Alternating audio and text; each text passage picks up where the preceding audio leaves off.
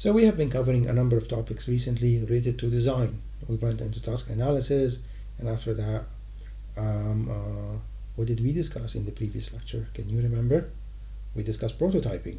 Now, let's say you built up a prototype, and you're looking at the prototype and you ask, is this a good interface or not? Even with the use of design patterns, which I detailed in the previous lecture. How do you know you have a good interface? So that's actually what we have been discussing since the beginning of the semester. You know, I've spent like 5 lectures talking about the human body, how you understand the human body in a way so that you could make better interfaces. Now I'm going to show you actually a technique called heuristic analysis. That's a quick book technique to look for problems in any interface you design. Now, it's an old technique, and it's still in action, it's still being used, and it's very useful because it's very condensed, to the point, and it's based on a lot of the findings from the first 5 lectures of the course. So let's see them.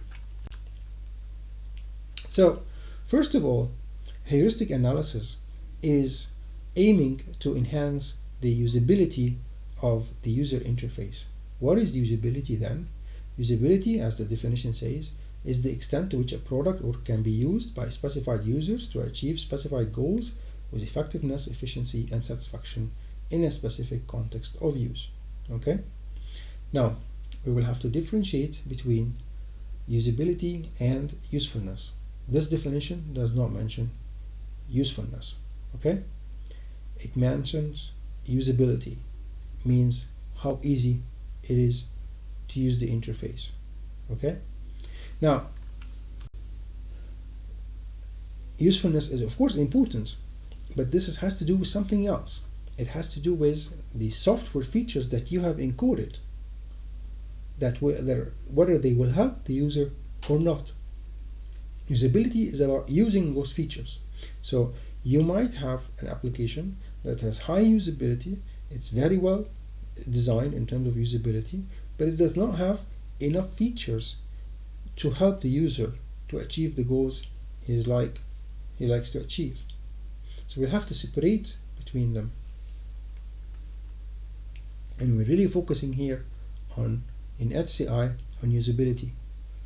Usefulness is actually the product or the byproduct of a software engineering process. So what you learned in the software engineering course from the scrums and the sprints and so on is related to usefulness. You producing a piece of code or a piece of software that is useful to the user, and that is achieved by integrating the user or getting the user involved in the software development lifecycle from the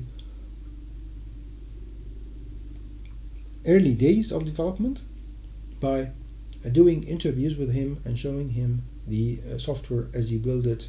And that's why in the Scrum methodology you would go into sprints that last from 2 to 3 weeks to produce features quickly so that the user can test them and judge their usefulness. So let me show you some examples so we're on the same page with this, just to clarify the point. If you look at the image on the left, this is useful but not usable. What's the problem it's trying to address here, this fan? If you've been to a real Chinese restaurant, like a real Chinese restaurant, not Egyptian Chinese restaurant, you know that Chinese would serve noodles extremely hot, like ridiculously hot, to the point that the vapor would be coming out, the hot vapor or the hot steam would be coming out from the dish. Okay? So what about this? We attach to the chopsticks a fan. Now, is it useful? Yes, of course. It will decrease the temperature of the noodles so you can eat it. But the question is this usable? And the answer is no, of course not, because we know that the wrist cannot hold a heavy object for an extended period of time. We've discussed this in the motor skills. The wrist consists of 20 muscles that are very small, and there are another 20 inside the hand, and they're also very small, and they are not for carrying heavy objects because they are too small. They are made for fine movement and not for carrying heavy objects. Unlike, for example, your glute or your legs, which can carry the whole of your body when you are moving, and that's why they are much bigger in size. So it is useful, yes, having a fan attached to the chopsticks, but in terms of being usable, of course not. Now, if you look at the right hand side, there is a story behind this image. In Japan, people take the subway for most of their commute, unlike in Egypt where we always rely on cars because of the absence of decent public transportation. In Japan, the government encourages people to travel through using the subway and using the buses and to leave their cars at home. Now, people will be going to work early in the morning, coming back from work during the night, and since the subway is like a transportation means that they would take every day, they would often sleep during the trip. Now the problem is, if you have been abroad, you know that if someone sleeps during the trip, you would start hitting the people beside you. So what about this invention? You get this suction thing, and you attach it to a hat, and you attach the suction surface to the glass behind you. And my comment on this, as you see, it says this is usable in terms of being usable. Yes, you will mount it on your head, the hat, and you will attach it to the glass behind. But this is not useful. And if you keep thinking about this for a while, maybe you'll not reach to it. So I'm going to tell you right away, since videos are one-way communication, it's not useful because when you sleep, you can also slide downward. So it's not only that you're going to go right and left, but you also can slide downward. And if you slide downward, this will not catch you. Okay? So it's not really useful. But in terms of usability, obviously it is usable. Now, obviously, this one is neither useful nor usable. Okay? It's completely ridiculous. So it does not achieve the target functionality. And it's not usable because once you move, it will fall apart. So what is usability heuristics? Okay, the idea has been around since the early days of HCI to develop a set of guidelines for anyone who's building an interface so that they can check their interface against the guidelines. And the idea here, the guidelines will tell you what not to do, because again, design is a very subjective, very personal experience. I cannot give you a formula that tells you, okay, this is how you design, but I can tell you what you should not design, what is wrong with a design. And heuristics are all about what is wrong with a design. Now, there are many heuristics. The one I'm going to discuss with you is called Nielsen heuristics, and the reason why I'm discussing this because this is the most popular in the industry, and many people use it and still use it to validate their interface.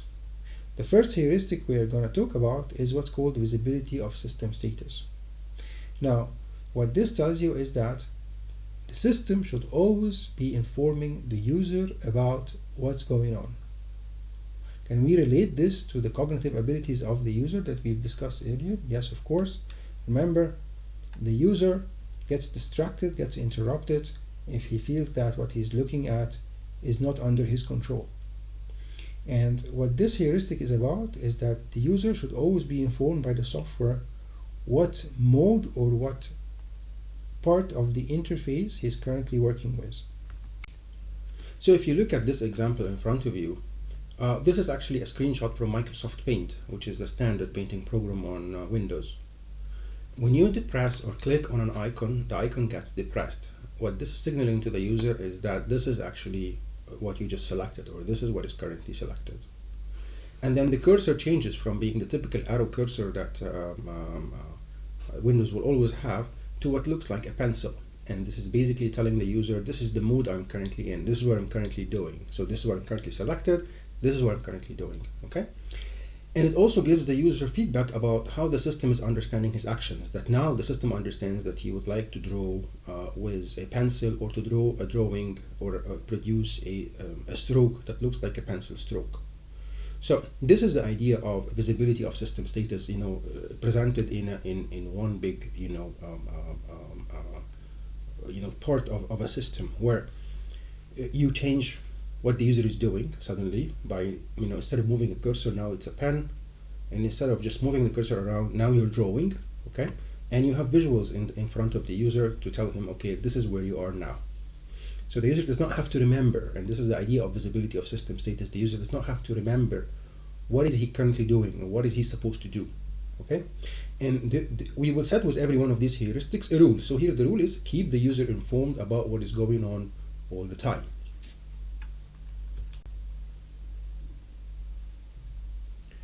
Now, this is applied all over interfaces nowadays. For example, when you work with an editor and you select a piece of text, it gets highlighted with this dark gray area.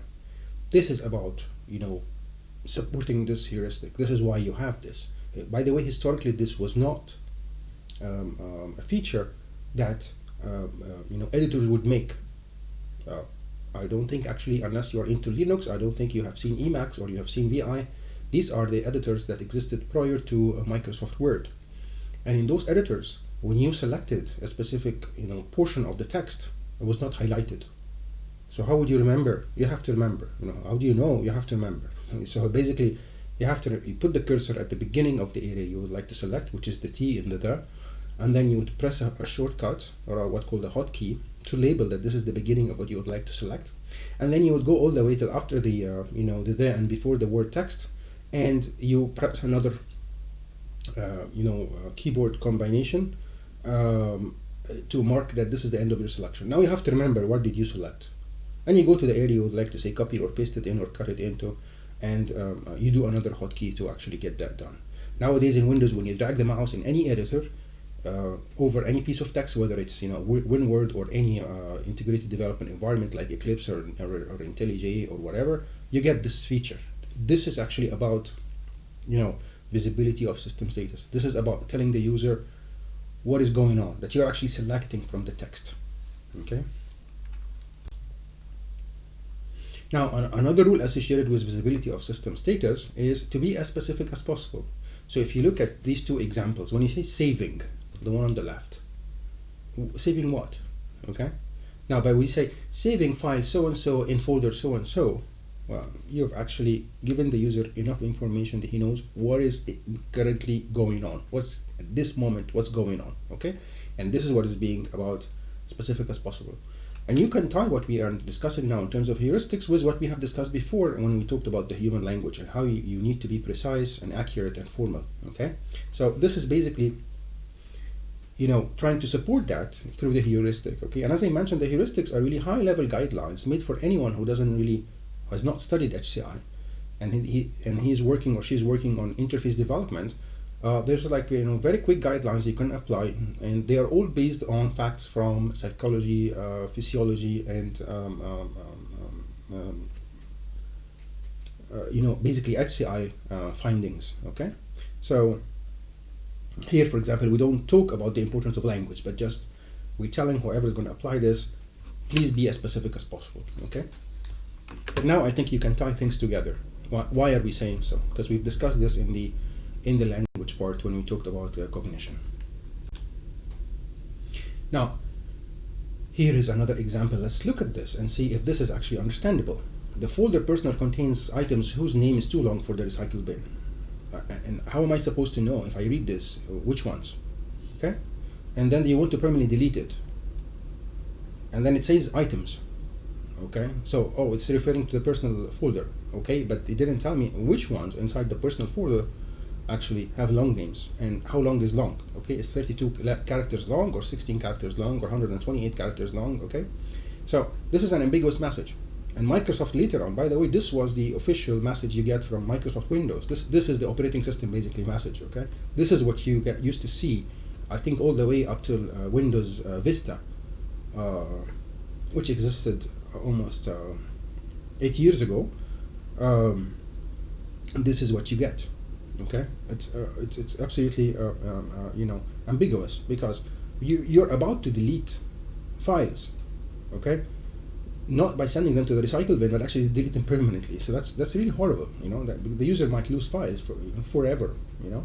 Depending on his operating system, because of answering yes here or yes to all. Okay. Another rule associated with visibility of system status is to pay a lot of attention to response time.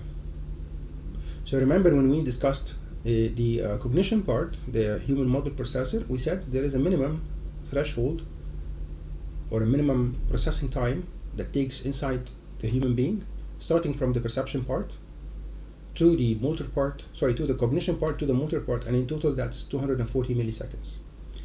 So in 240 milliseconds, anything happening, you're not aware of it because you are in the cycle of reacting to a change in the interface. Now, if the user is focused on a task, doing something inside your software, he is in a sustained attention mode. If he invokes an operation that takes some time, you need to carefully decide what to do. Anything before the 1 second, if the operation executes before the 1 second, is okay. We said we are spending 240 milliseconds just to respond to anything. So after we make a reaction to a change in the software by looking, thinking, and moving our motor capabilities, like moving my hand to the mouse and clicking on an icon in response to a message, all this will take me 240 milliseconds at least. Now, after I click, I am waiting for the system to respond. Up to a second, I'm not worried because the time duration is so small. You know, we humans are not good in perceiving or being aware or making sense or feeling milliseconds. Okay? So up to a second, the user will think that your system is spontaneous. He acts, you react. You react, he acts. All this happening within a second. For the user, this is acceptable performance. He's not feeling that he is being delayed by the software or that there's something going on wrong in the software. Now, after 1 second, the user will start to realize that the software is delayed. Software response is delayed. So I'm referring to this 1 second, which means after the user clicks, 1 second or more elapses and no response from the system. Now the user will start to think, okay, the system is slow. Okay? The problem was actually thinking about the system is slow is that you're interrupting the user cognitively. You're interrupting the mental activity of the user. He was in a sustained attention mode. And say he pressed a hotkey or invoked a functionality. Okay? You don't want to take him away from the sustained attention mode because as when we, as we discussed, in the attention part of the course, that when you focus on a task, in order to be productive, you have to continue on in a sustained attention mode. Now you're interrupting him. Why are you interrupting him? Where is the interruption? Because when you don't respond, when the software does not respond because the software is busy doing something, the user will start to wonder what's going on. So you're now taking him away from the sustained attention mode, and depending on what he's doing and what the software is doing, it's going to be one of the other attentional modes. So up to 10 seconds, you have a leeway, you have an opportunity to not keep him in the sustained attention mode because obviously, he's waiting for the system to respond, but to put him in a divided attention mode. So at least he doesn't lose completely the track of thought he was working on. We will play a trick up till 10 seconds if the system is taking, after more than 1 second and up to 10 seconds to respond. Maybe you're doing, an operation that requires lots of computations. So it's going to take up to, say 9 seconds or 7 seconds or 8 seconds. So anything up to 10 seconds, we will play a trick. We will display a sandwich to him. The sandwich is telling him, oh, the system is busy doing something that you have asked it to do, but we will be back, and you will continue working on your task. So he will tunnel his attention between the, in a divided attention way, between the sandwich that appears here as an icon and that task at hand, the document he was writing or the PowerPoint he was editing and so on. So taking him to a divided attention mode is better than completely interrupting him and taking him away from the sustained attention mode. This will work all the way up to 10 seconds. Now after 10 seconds, the user will start to get annoyed. And you're for sure taking him away from his sustained attention and divided attention, and and you cannot put him in divided attention for long because It's not his interest to actually look at the sandwich. He's just waiting for it to finish, but in the same time, he's looking at the content at the background.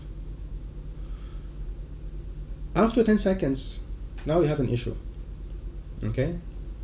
What you need to do is you're going to display to the user a progress bar that appears in the bottom of the screen here.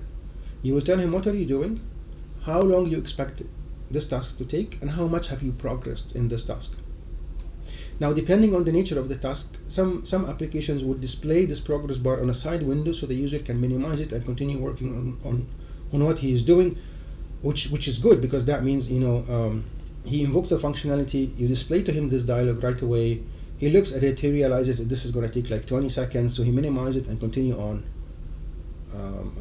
in a sustained attention mode in the task he was doing. But sometimes the operation that you're doing will prevent him from using the software until you come back, like for example searching the database for matches. Okay, so perhaps he's actually accessing the database console. It's a graphical console, like if you remember from database 2 days, the PG admin console. So this will be busy, trying to retrieve his matches from the database, and he will not be able to do anything until the query finishes. But at least you're telling him, okay, this will take this long, and this is how much we progressed. Okay, so whether you can minimize a progress bar or not is related to the nature of the functionality. But definitely after 10 seconds, in order to avoid violations of this heuristic, you have to display a progress bar. The second heuristic says, you have to always create a match between the system and the real world. This is also related to the language and that part of the course that we discussed, and also related to the notion of, or the concept of mental models. Okay, we will set a rule here. You have to speak the user language. Now, I don't mean speak the user language, speak a colloquial language. It means you have to speak the language, the formal language the user understands, and you stay away from technical jargon. For example, if you look at these two dialogues, both of them are saying the same thing. These are a dialogue that will appear on an ATM machine when you withdraw money from the machine. If you look at the right figure, maximum withdrawal of $50 at a time. This is a meaningful, formal, informative message. If you look at the left, it's also saying the same thing, but it's actually referring to technical details and logic of the software. It says X.25, which is a network protocol. Connection discarded, okay, due to network congestion. That's a technical term. Local limits now in effect. Probably you would use the word local limits as name of a variable in a software, but you don't use it when you talk to the user, okay, because he doesn't have a distinction between local and global. Okay, so what is a local limit? What makes local? Okay, so you have to speak the user language. You have to be formal, but you have to speak the language he understands. And this is what we mean by match between the system and the real world. In the real world, he does not talk about X25 protocol. He does not talk about local limits. Okay, he talks about, can I withdraw money or I cannot withdraw money, and that's what appears in the message. Here is another example, a bit of a ridiculous one. This dialogue was extremely popular in the early days of the internet. The problem started like this. JavaScript, which the language was invented historically by a company that doesn't exist anymore called Netscape. Netscape actually were the builders of the first ever browser. Microsoft didn't like the idea of Netscape inventing JavaScript. So they went and they built their own version, as usual, of a language. It's called JavaScript, which I believe still exists up to today, but no one really uses it. So if you developed a web page using JavaScript, you would have a problem. The types supported in JavaScript were different from the types supported in JavaScript. So while your program would run fine inside Microsoft browser, which is called Internet Explorer, historically used to be called that, and it will not run properly inside Netscape. And if you developed a web page with JavaScript inside it, using and testing it using Netscape, when you run it inside into Microsoft Explorer, you will get errors from the types used in the variables. And the message that would be displayed, type mismatch, which anyone who knows about programming will understand what are we doing. Basically there is a variable that got assigned a type that is not supposed to be or value that is of a different type than the one intended it for. So basically you create like an integer and you assign it a string, something like that, okay? Now, in the early days of the internet, most people used Windows on their laptops, and Windows came packaged with Microsoft Internet Explorer. But most pages were actually written and tested using Netscape, because most developers came from the Linux community and the Unix community, and they were more familiar with Netscape because it was the first browser. What that resulted in, almost, I cannot tell you the numbers, but if you were a regular internet user way in the late 1990s, okay, all the way till the late 1990s, okay, starting from 1991, 1992, all the way to the late 1990s, you wouldn't have spent a week without seeing somewhere, in some website, this message being popped up by one of the browsers. Because there were a huge, difference between JavaScript and JavaScript in terms of how the type system work. So any application or any website using JavaScript seen using Internet Explorer would display this message, and the reverse. But now look at the message. It says type mismatch. If you don't know programming, what is this? Like, what do you mean by type mismatch? Where is the mismatch? And what do you mean by type? People don't understand the word type unless in the context of stereotype. Okay, so there is like no way the user could understand this, and it caused all kind of problems because in the professional world, if you're in a bank, for example, or in a hospital, and you're accessing data of a customer or a client or a patient through a browser, and you get the message type mismatch, it's like it freaks people out. Okay, and there's also another thing, which is the okay, like type mismatch, you only have okay. Okay, so you have to agree to type mismatch basically. Okay, so this is an example of violation of that. Okay, even though it's a long story, but just you have to be careful of technical messages because it just confuses the users, regardless of where the technical error is or what's the background behind the problem. Basically, you have to hide this. You cannot display such a message. Now, also, following the same way of thinking, to create a match between the system and the real world, I will show here an example of Apple early Macintosh computer interface. In the early Macintosh, this is actually the Macintosh. It's not a box. This is the computer. Okay, this is the whole thing. If you have been to a computer museum, you will see it, but otherwise probably you have not seen this before. If you look below the screen to the right, there is actually an inlet. This is for entering a disk. This is something called a disk that nowadays also exists in museums. This is how you store your information. There was no flash drives. This disk was basically 3.5 megabytes, and you insert it in there. The problem is, as you notice, there is no button to eject it. So to eject it, this was Apple's solution. You will drag the icon of the disk that exists on the desktop to the trash bin. When you drag it to the trash bin, it will be ejected. Now, if you think of this is a complete break from how we think of a trash bin. When you put something in the trash bin, you're deleting it, you are erasing it, you're not ejecting it. So there's a mismatch between what we understand in the real world and how the software is acting. And again, this is a violation. We would consider this as a violation between the system and the real world. Now, the third heuristic says, you have to give the user the control and the freedom to do any operation he likes or to interrupt any operation that's going on. Okay?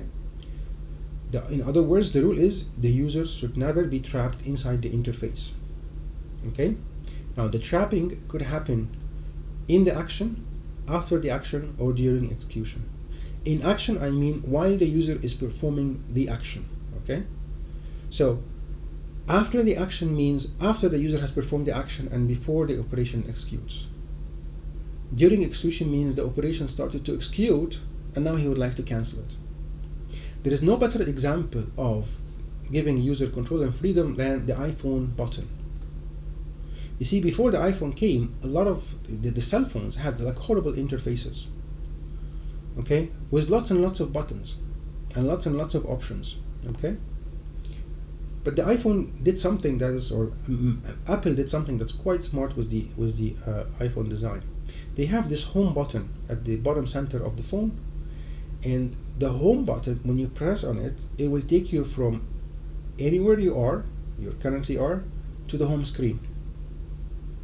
So regardless of what you're doing, regardless what you were doing at that instance before you just press the home button, doesn't matter, the home button will take you to the home screen.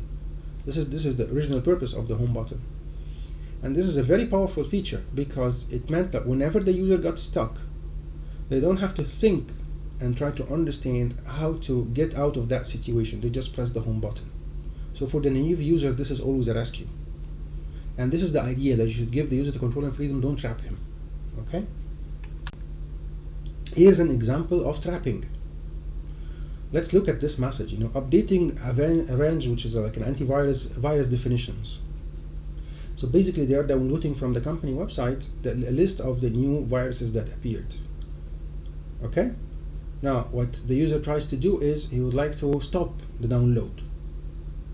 He clicks stop, and then he gets message, well, due to the nature of intelligent updater, you cannot stop it. What do you mean you cannot stop it? It's my software, it's my computer, I should be able to stop it. Okay? So this is trapping the user, during the execution of the action. Okay? So basically the button stop here is made, if you really think of the logic behind it, is made that so that you click it perhaps immediately before you start the execution of the download, which is probably a window of milliseconds. And then once you start the download, because as you see here, it says like 1%, so or after you downloaded the file, you're gonna unzip the new updated version of the antivirus.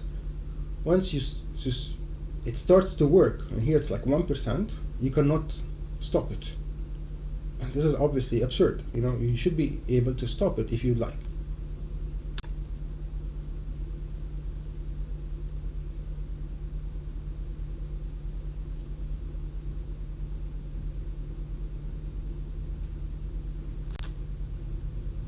Now, the fourth heuristic is consistency and standards. You have to maintain consistency and standards. The principle here is that you don't surprise the user.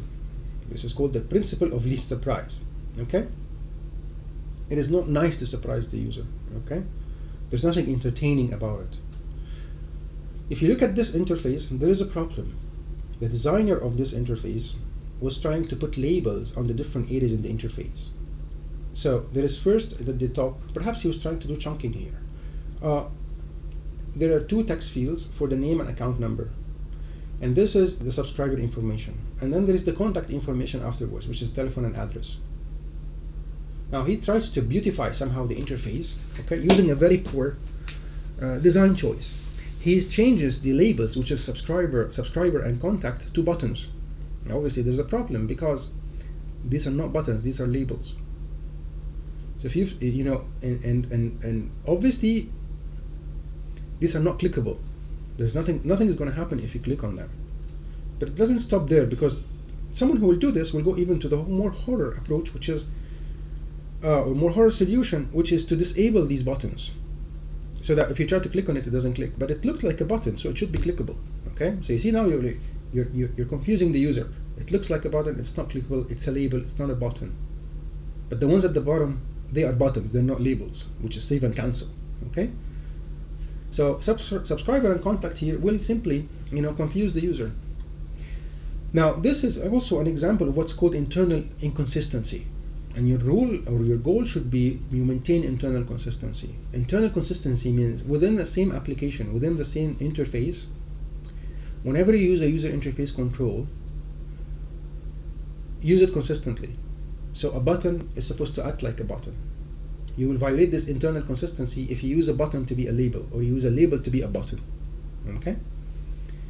So this is the rule, maintain internal consistency. Another associated rule is maintain external consistency, that every platform comes with a standard. The standard is published by the company. It's making the software, so that users are not surprised by how the software looks. It decreases learnability, basically. It decreases the learnability time. So instead of the user spending time trying to learn the software, he uses the software. So if you look at these four dialogues, you will notice some of them are not really Microsoft standard. Okay?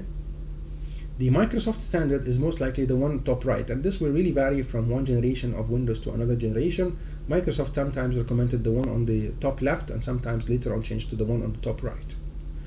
But the bottom right and bottom left are not Microsoft standard. Okay, they look weird. Okay, there's only one thing that's good about them, which is this notion of trying to invoke the proximity gestalt, that they are close to each other. Okay, especially the one at the bottom left. But otherwise, these are not Microsoft standard, so you cannot really violate it just because you would like to support the gestalt. You have to follow the standard. Same thing for Android, by the way, and iPhone. When you develop an Android application, it has to look like Android application, and it has to behave like an Android application. Okay. So, for example, if you'd like to support the settings of or display the settings of an app in Android, they would tell you the standard is to display it in what's called the drawer. So you either pull it from the top left or from the top of the screen or the left of the screen to get this drawer that has the settings that you'd like to enable the user to change. Okay. You don't go and make a gesture, for example, on the screen, and then the settings will pop up, because this is not the standard. Okay. So this is, again, maintain external consistency. Now here is a violation of maintaining external consistency. If you're not a Mac user, you will look at this and say this looks like very weird. Okay, if you're a typical Windows user, what this is actually is a window that collapses into a bar. In the Mac, historical interface, in the Mac OS historical interface, this was supported. That you can open a program and then you can double click on a certain region or click on a button, and the whole window collapses to be just a line. So basically you see the top of the frame of the window. Okay, but notice this is actually done for Windows. So for any Windows user, this looks completely awkward and strange, and they will not be able to manage actually these kind of collapsed windows. Okay, or collapsed to a line window. While in the Mac, the operating system and the GUI of the operating system enabled you to switch between them while they are still collapsed into a line. Okay, so this was a violation of external consistency, because it's not the Windows standard way of working.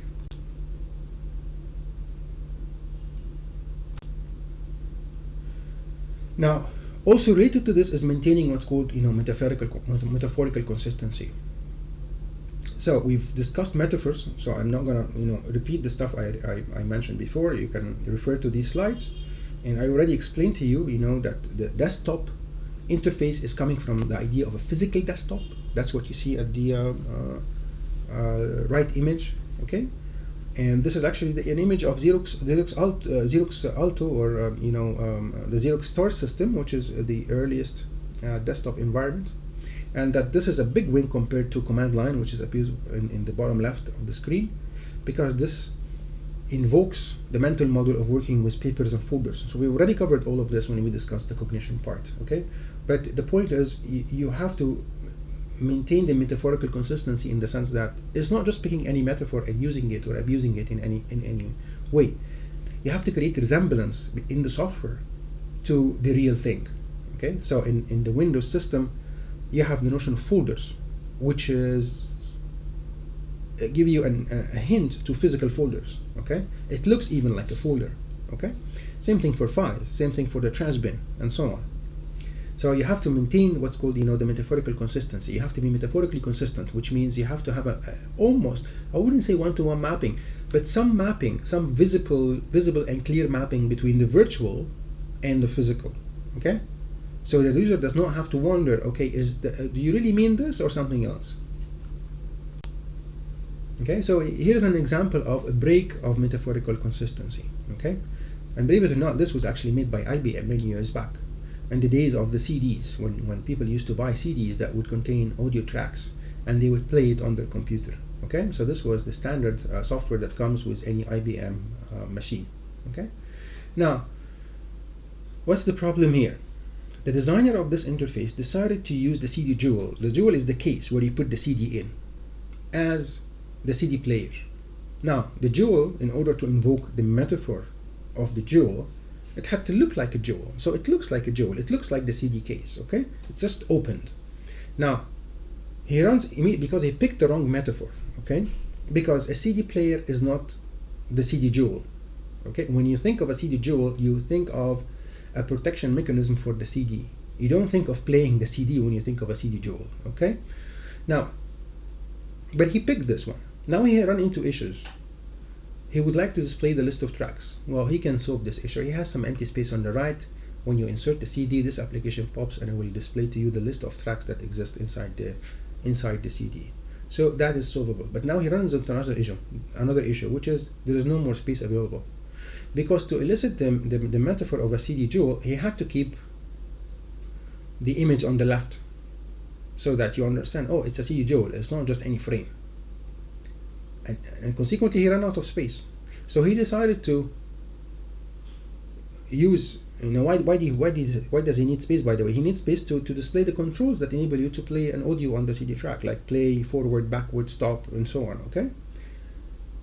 So he has no space. So he uses the edge that exists on the CD jewel. That's why you see the buttons are listed one below the other in the center of the image.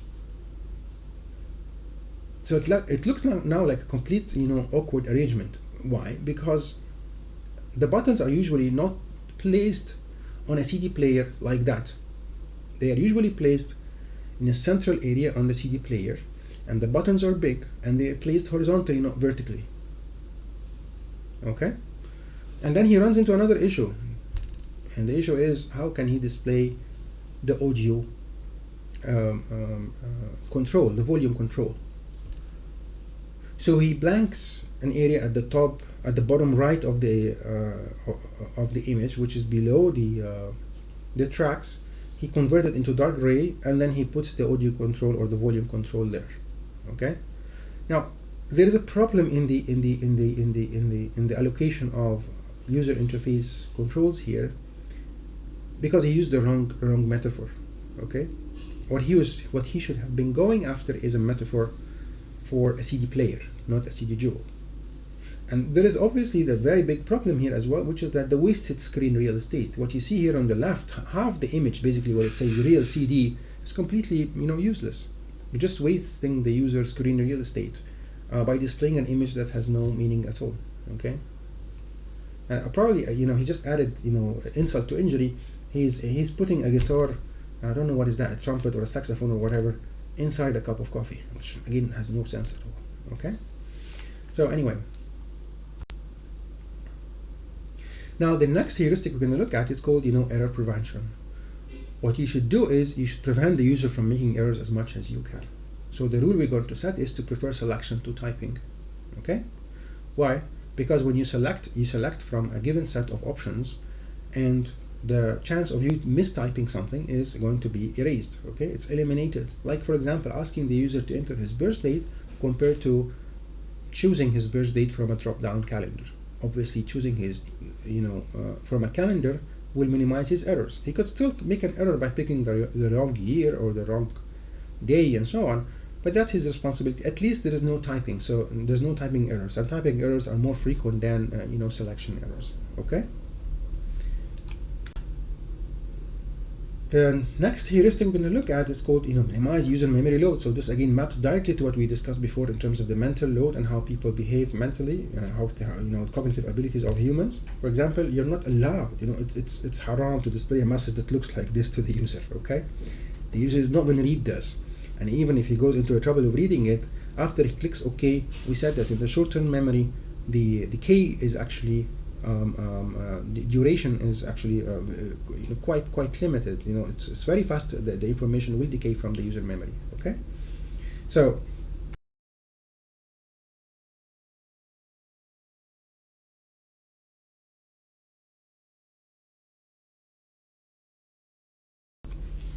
the next heuristic we're going to look at is to minimize user memory load. Okay, don't force the user to try to remember things in order to be able to use your interface. Okay. And this is related to what we discussed before in the cognition part about the user short-term memory, that it has a fast decay, so any piece of information that go in there will just stay for a few seconds and then disappear, okay? Which again, if you remember, it's unlike audio memory, which has a longer decay, but visual memory has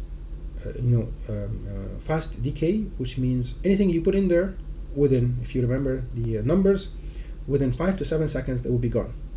So when you look at this interface, this message that is displayed to the user to tell him about something, okay, is not acceptable.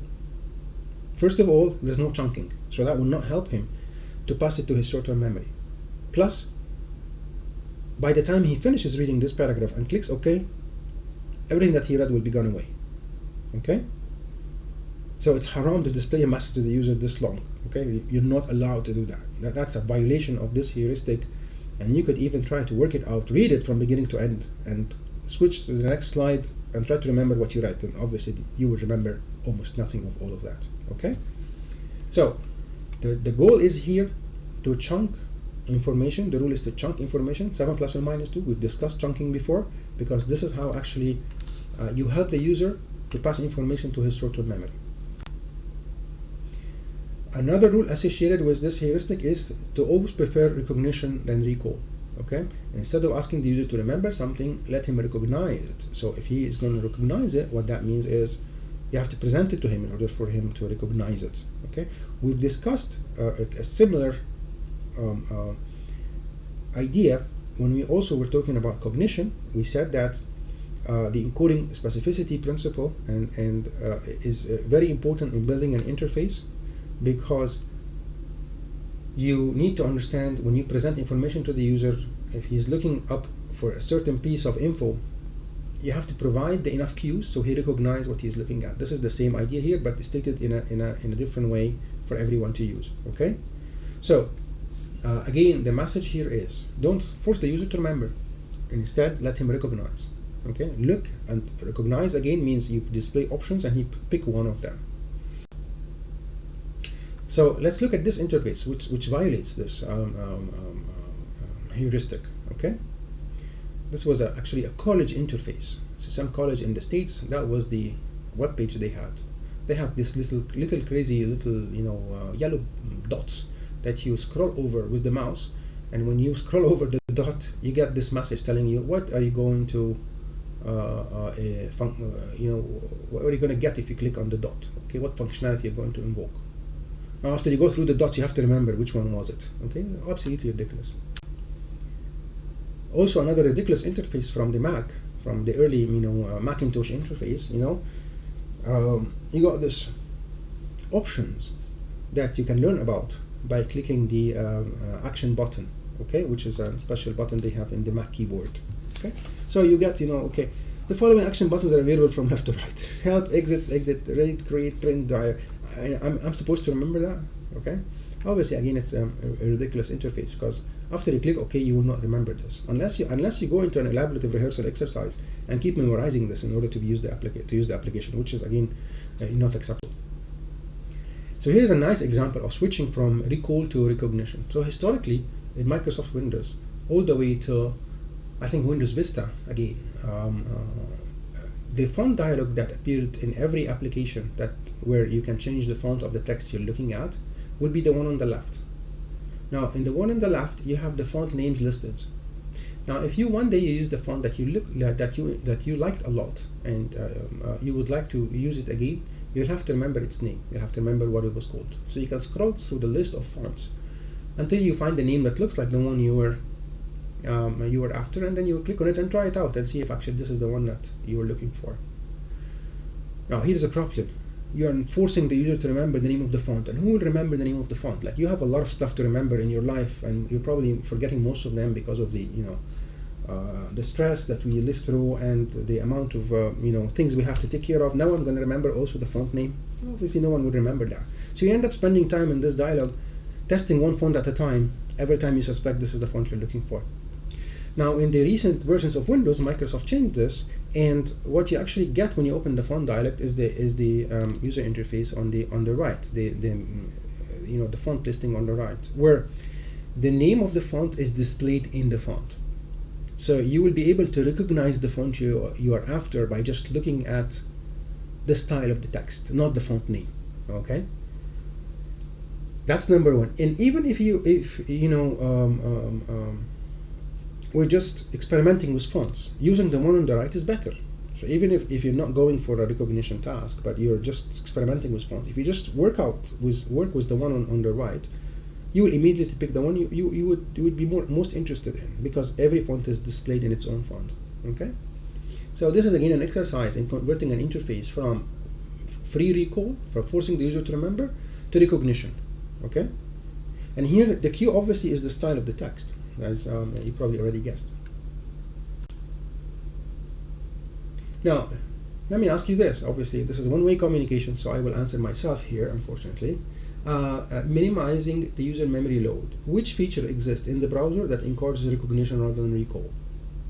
Now, in browsers, there's a feature that exists in all browsers that helps you to go back and visit a page that you visited before without having to remember its address, and that would be the bookmarks. Okay, when you bookmark a page, you get the page title saved as the bookmark title. So if you are interested to visit a page that you have seen before and bookmarked, when you open the bookmarks, what you see is the page names, and you will immediately recognize, from the page name, the page that you're after. Okay, so this is again encouraging recognition rather than recall. The recall here will be you remember the address. It's xyz.com. Okay, and that's what I was just talking about. Now, the seventh heuristic is flexibility and efficiency of use. You should allow the users always to quickly do frequent actions. Okay. Now, why does this exist? Generally, for any application, there are, or I would say for most applications, not any application, for most applications, there are two classes of users. There are infrequent users who will use it only from time to time when they need to do something, and there are frequent users. Okay? For example, think of Adobe Photoshop, the image editing software. If you like to touch your images, say you take an image using your cell phone or camera, and you'd like to fix, for example, what's called the red eye, which is the red dot that appears in the center of the pupil. You can upload it. You can load it. You load it up in Adobe Photoshop, and there is a filter that removes the red eye. Okay. Now, but that's the only time, if you're not into graphics, that's the only time you will use Adobe Photoshop. Now, there are other users who use Adobe Photoshop every day, the graphics designers. Okay, every day they get requests from clients for making ads, making posters, making business cards, and so on. Now, these guys are sitting in front of Adobe Photoshop all day, every day.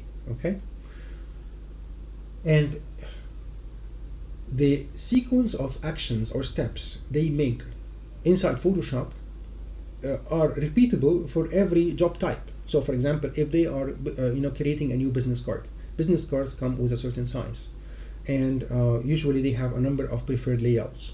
So they would say File New, and then they will resize the image to be the size of a business card. They will open the area calculator and enter the size of the business card, maybe in inches or centimeters, and then they will change the resolution of the image, and then they will paste a number of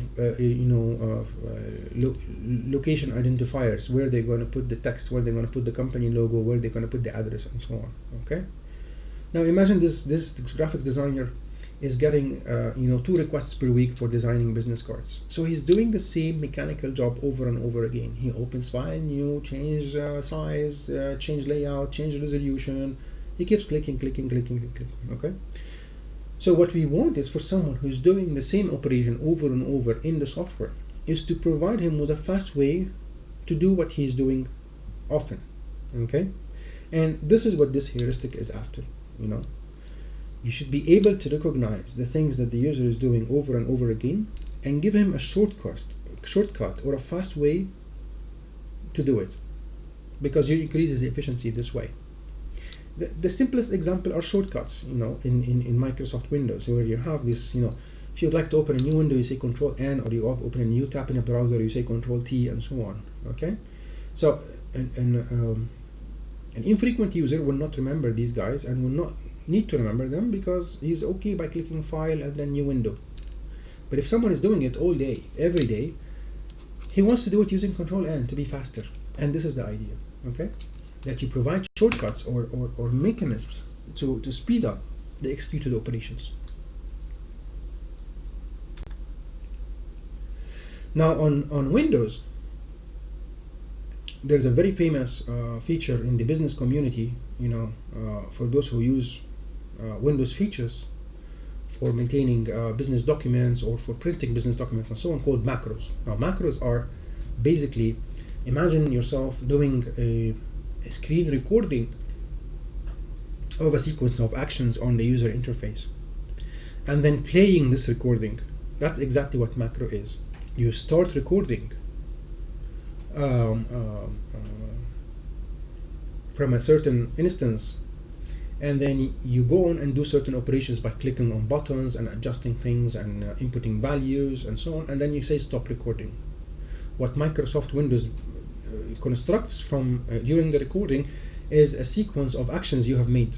Now you can replay those actions. So for example, a secretary who at the beginning of the month, or an HR employee who at the beginning of the month would like to print the pay slips of employees. So he goes to and grab the names of employees, and then he opens Microsoft Word and copies and pastes one name at a time inside the pay slip, and then print it and then put it in an envelope to be sent to the employee. So this is a tedious process.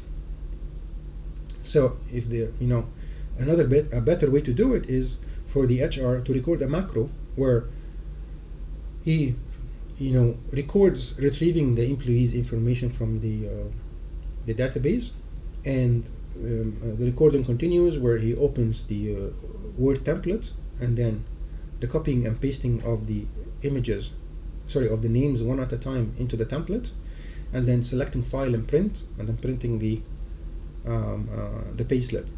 Now he will record it once, and then he will play it for all the names of the employees. So he just invokes the macro and say, run this macro. The macro goes, retrieves the information. It's almost like a program now. Retrieves the names of the employees from the database, fill in the payslip, and then print it. And he's doing nothing. He's doing zero mechanical work. Okay? You just recorded for one employee and play it for all the employees. Okay? So I will show you in the tutorial an example of recording macros and how this works and why this is useful. And this is an example of supporting flexibility and efficiency of use. Another example, if you're into Photoshop and graphics editing, is this notion of recording the actions that you have made on an image. As you see here, and then this is say deselect pass, hide cursor layer, layer via copy, show current layer. These are things that the graphics designer is doing on the image. Every action is recorded with its name. And what a graphics designer would do is can copy and paste from these actions and open another image, and then paste in the set of actions for that image those actions that he copies from here, and then replay them. So instead of he going around clicking like crazy in the interface, adjusting things in the image, they can replay a set of actions. And believe it or not, there is actually Photoshop plugins that are basically that you can buy. People will pay money for this. That are basically a huge list of actions that graphics designers would sell.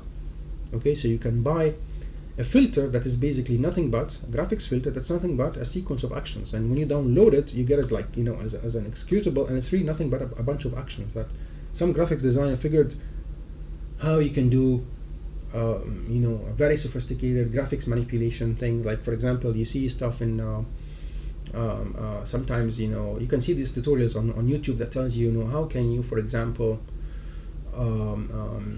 put a ship in the sea and have the reflection of the ship body appearing on the water, even though the image of the sea didn't have the ship, and you're getting an image of the ship that is sitting in a dock, for example. Okay, so you can copy it and paste it and place it in the water submerged, and the reflection of the ship on the water also is done properly. Okay, These things are actually done using sophisticated graphics instructions or graphics manipulations. Okay, they're doable. But the point is, you can even encode them like actions, and even sometimes the graphics designers would sell it. But even if they're not selling it, the notion that you have the actions as one after the other, the things you have done on the image, displayed is in textual format, so you can open each one of them and see what you made before and change it and replay it or save it for another image, is a very powerful feature. Okay, and this is again, flexibility and efficiency of use. Okay, now part of the flexibility and efficiency of use is that the user sees the action's history and be able to play it, and this is what I'm after here. That in order for him to do something that he has done before, automatically he has to see it first in order to say replay this. Okay, and that's exactly what you're seeing in front of you here. Now the eighth heuristic is statics and minimalist design, that you should present the user with as little information as possible. Less is more. This is the rule in graphics design. Remember, we talked about this in the Gestalts, that statics and graphics design is not about filling the screen with information, it's about the manipulation of white space. If you manipulate the white space correctly, you invoke the right Gestalts, and you communicate a beautiful or well laid out interface to the user. Okay? For example, Microsoft always try to be smart with enabling the user to see all the files he recently worked with. But then it turns out to be a very bad idea, because if you have been using Windows for a while, you know that historically, if you click on the file menu, you would get like a huge list of files that you have opened. Okay, so they changed that into the most recent 4 or 5 files that you've opened, and the rest you can see by clicking on the 2 arrows that points downward. Okay, so again, less is more. Okay, same story, by the way, exists on Facebook. If you're browsing your Facebook wall, you get the most recent posts, and then at the bottom it says load more. Facebook has a little trouble because of its enormous infrastructure to display to you the post that you have made in the last year, for example. But again, the rule is less is more. Okay, so they only display the most recent posts, and if you would like to see the rest, you can click on see more posts. There's no better example also of less is more as Google search engine.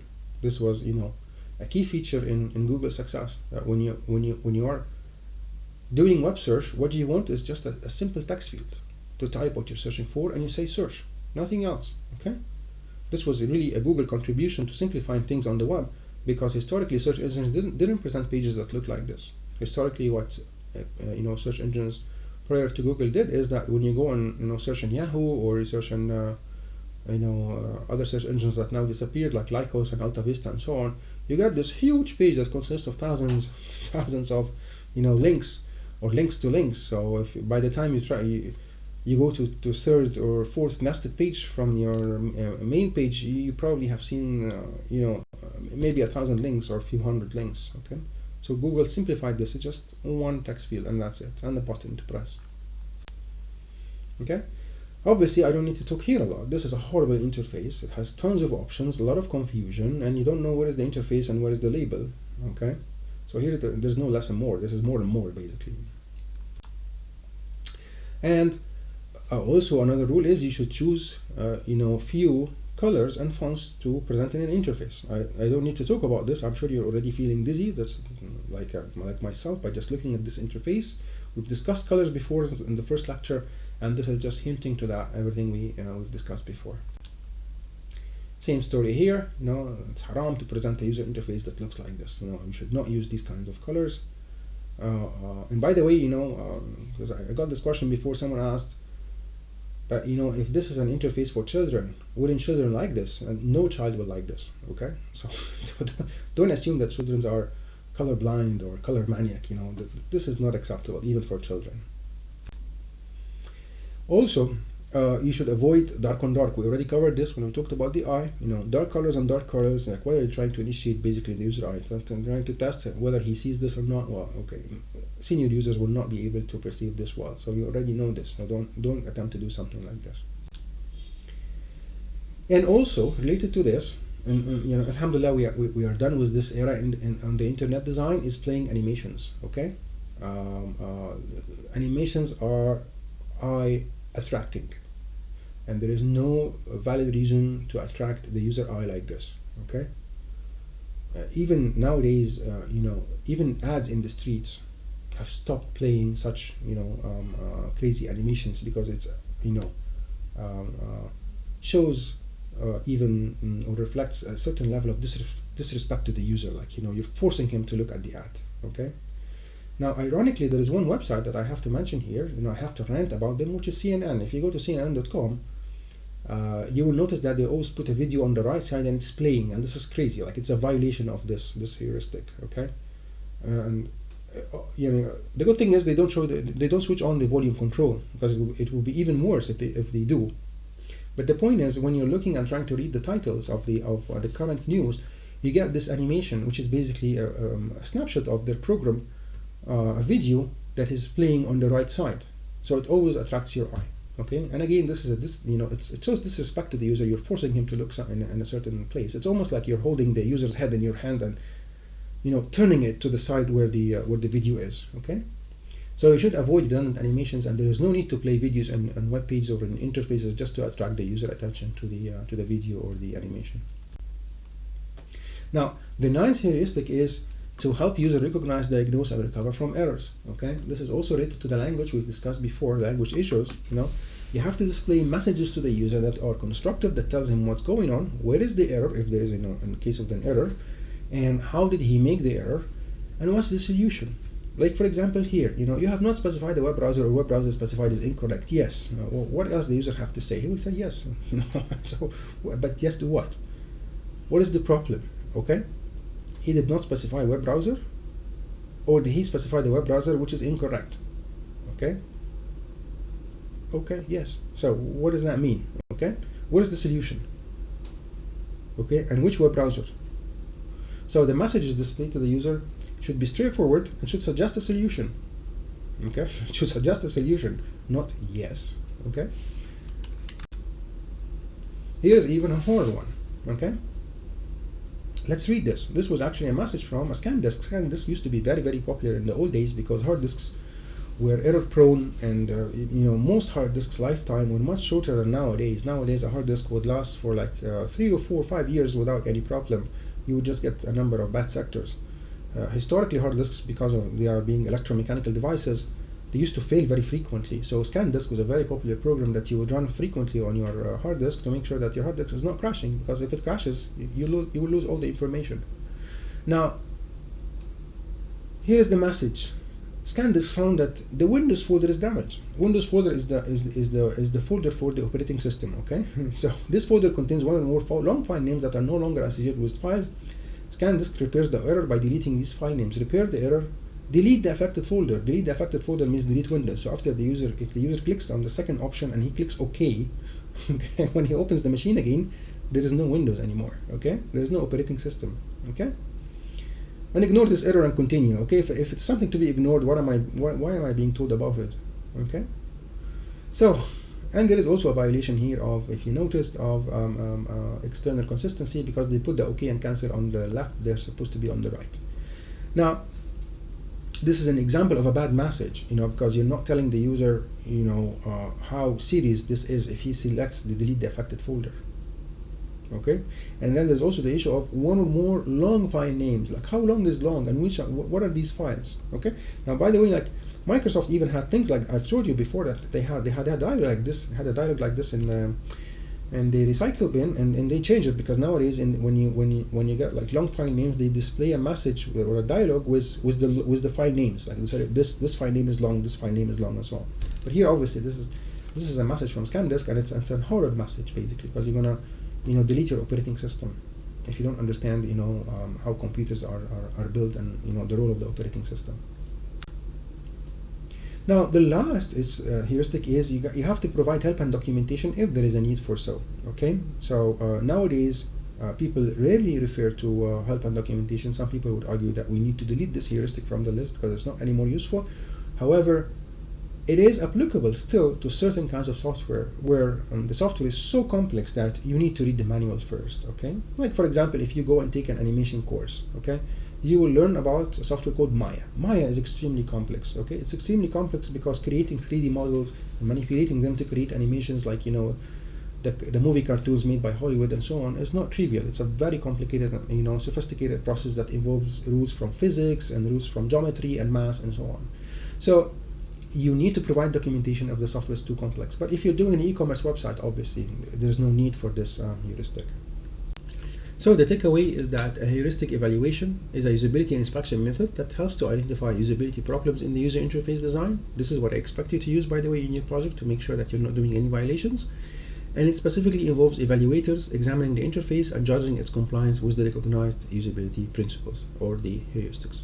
And by this we finish the course. I hope you have enjoyed it, you've learned something new, and you will enjoy working on the assignment and the project.